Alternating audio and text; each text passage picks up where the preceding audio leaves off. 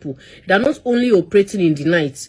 The information I got now is they operate even in the daytime. Please, last week my sister was kidnapped.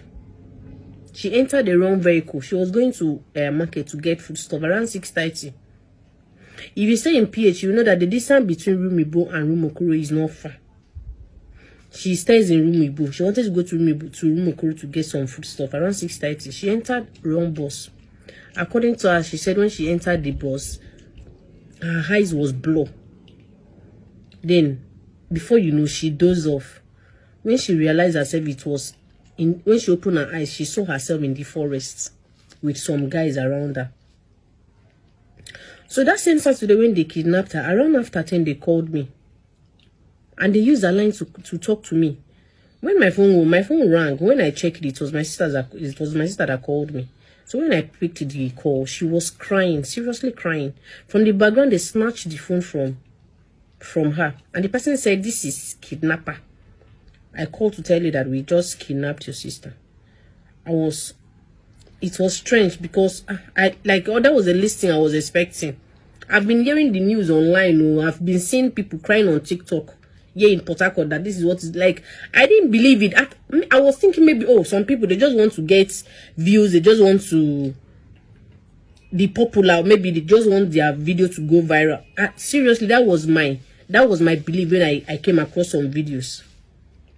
So I didn't believe it. The person said, "Check your sister's WhatsApp." When I opened my sister's WhatsApp, what I saw, my soul almost left my body. When I opened the picture and the video they sent to me, they stripped my sister naked. They used something and covered her face. My sister was lying down in the forest, squeezing herself with beatings. I shouted, and I was outside. I was in a birthday party with my friends. I shouted and I cried that night. So then they said, send money, send 5 million. If you don't send 5 million, we're going to kill your sister. I've never had a conversation with kidnappers before. I didn't even know how to start. Thank God I was with my friend. It was my friend that helped me speak to them. They said 5 million. My friend begged. We begged. They said, "How much do you people have?" We said we have 500,000 naira. They said, "Okay, send the 500,000." They send account details. When they send the account details, we send 500,000 naira. After sending 500,000 naira, they called me again that we have to send extra 50,000 naira for transport. We say 50,000 naira how? Which one is transport again? Please, where is she? We can come and pick her. You people should just drop her anywhere and tell us where you could drop her. We are driving. We can go and pick her up. The person said, okay, the next thing they said, if you really want to see your sister alive, send extra 50K. They drop the call. Me, I was like, my mind was high already. I just wanted to see my sister. I forward 50,000 naira to them immediately. So when I forward this 50,000, I said, "Please, where is my sister? I want to, can I come out? Where can I come? Where can I pick her, please?"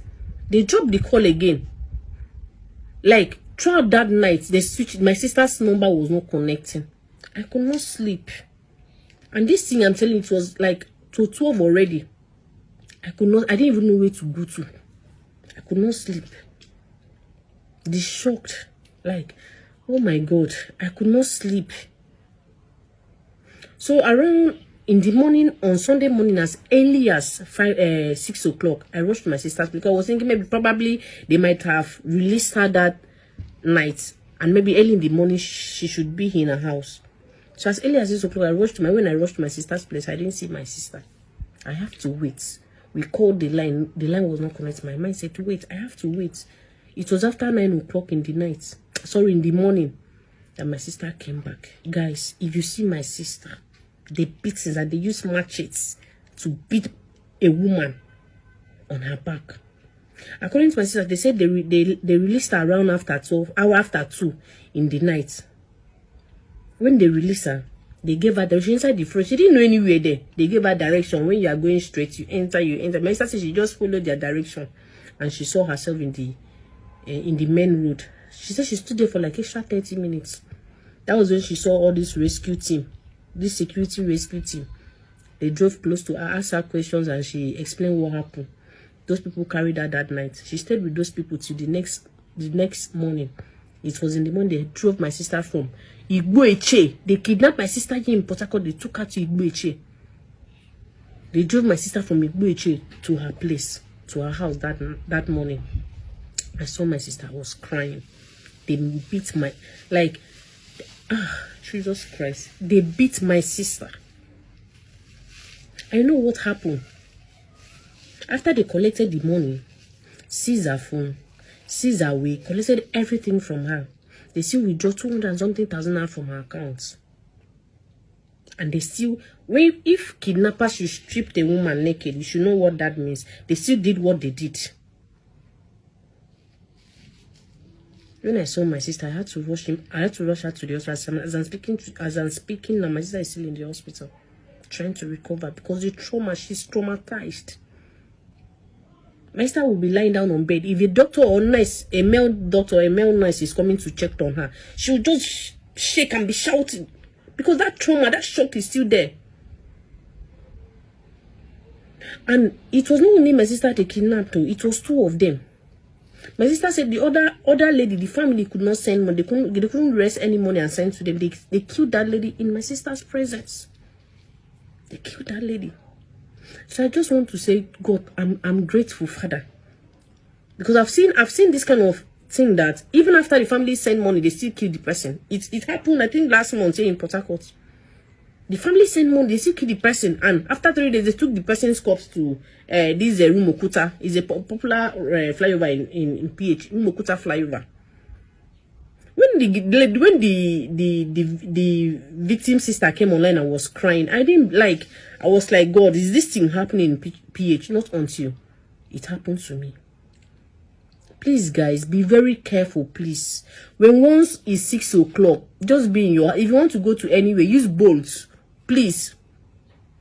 And if you are using bolts, please make sure that the number in the app match with the vehicle that is coming to pick you up. Things are happening in PH. PH is not safe. It's not safe, guys. Please. If you really love your life, if you love your family, if you love your friends and the people around you, if you don't want to hurt them, please be careful. We don't have good security in Port Harcourt, even in Nigeria. At this point, you should be the one to protect yourself. Don't wait for anybody to come and protect you. So I just let me come and pass this information so that at least people will know what is happening in Port Harcourt. Now, before I end this video, my advice to you is just to be careful of where you're going to. Be mindful of the means of transportation. Be mindful of the people inside the means of transportation you are using to go to where you're going to. And very importantly, make sure you always let someone know where you're going to. On that note, without further ado, cut the video.